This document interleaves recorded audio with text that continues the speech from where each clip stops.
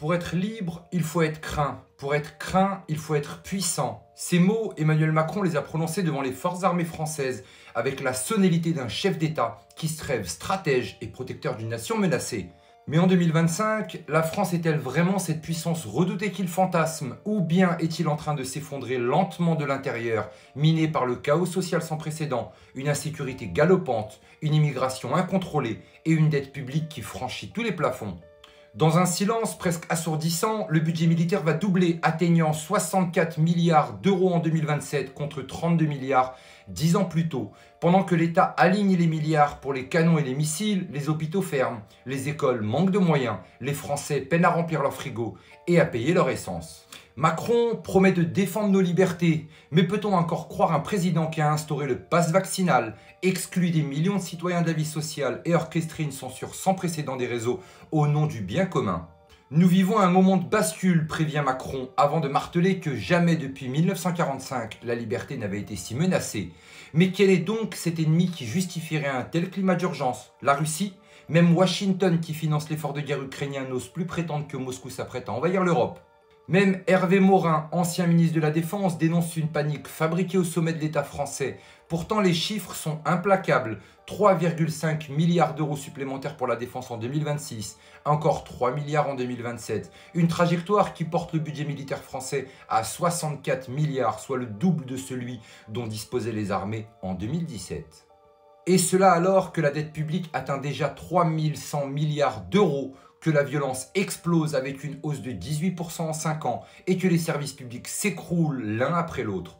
Alors, faut-il vraiment croire que Vladimir Poutine est la menace suprême qui exige de sacrifier notre économie, notre paix sociale et nos libertés? Ou bien faut-il regarder du côté de ceux qui profitent réellement de cette hystérie?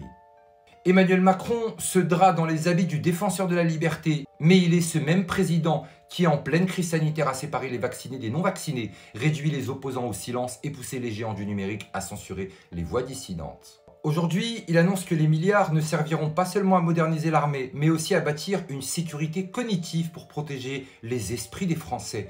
Derrière ces mots technocratiques se profile une véritable militarisation de l'information, une guerre psychologique, non plus contre un ennemi extérieur, mais contre les citoyens eux-mêmes. Nos populations devront être préparées à affronter les informations manipulées, avertit-il. Mais qui décidera de ce qui est vrai ou faux? Ceux qui ont enterré les scandales d'État? Ceux qui censurent sous couvert de lutter contre la désinformation? Le général Thierry Burkhardt, chef d'état-major des armées, vient d'en rajouter une couche. Selon lui, la Russie a ouvertement désigné la France comme son premier adversaire en Europe. Il décrit Moscou comme une menace durable, proche et la plus dimensionnante. Il accuse Vladimir Poutine d'entretenir un esprit de revanche et qui pourrait conduire à tous les excès. Burkhardt affirme que la Russie mène une guerre informationnelle intense non seulement à l'étranger mais aussi sur notre propre sol. En Afrique, la France serait la cible d'une propagande agressive qui attise les ressentiments locaux. Personne n'est dupe, déclare-t-il, lorsqu'à Bangui, on brûle un drapeau français pour hisser un drapeau russe. Il prévient également que Moscou a mené des cyberattaques en Europe et en France et qu'il ne faut pas exclure des actions de sabotage comme celles subies par nos voisins. Mais faut-il rappeler qu'en 91, l'Occident promettait à Moscou que l'OTAN ne s'étendrait pas vers l'Est. 30 ans plus tard, l'Alliance est postée à ses frontières, les bases et les missiles alignés à quelques centaines de kilomètres de Moscou. À chaque sommet, l'OTAN désigne la Russie comme son ennemi principal et chaque déclaration renforce le cycle des représailles.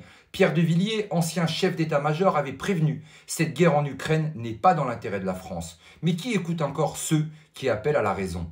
Le 14 juillet 2025 offre une image glaçante, des militaires paradant sur les Champs-Élysées devant des tribunes presque vides, 2 chevaux qui s'effondrent en pleine parade, un élève officier qui se blesse avec sa propre épée. Le public, maintenu à distance derrière des barrières et soigneusement sélectionné, est filmé sous le bon angle pour sauver les apparences. La fête nationale s'est transformée en spectacle aseptisé, vidé de son peuple, comme si le pouvoir craignait la foule plus que l'ennemi désigné. Macron défile torse bombé, tel un Napoléon de théâtre, mais sans empire, sans gloire et surtout sans peuple. 100 milliards pour la défense pendant que des millions de Français peinent à survivre et que le pays s'enfonce dans la crise. Qui est la véritable menace pour la France? Moscou ou bien ceux qui détruisent notre tissu social, nos libertés et notre souveraineté en prétendant nous protéger? Ne vous laissez pas hypnotiser par cette propagande de guerre. Partagez cette vidéo avant qu'elle ne disparaisse, mais surtout n'oubliez pas, on n'est clairement pas au bout de nos surprises.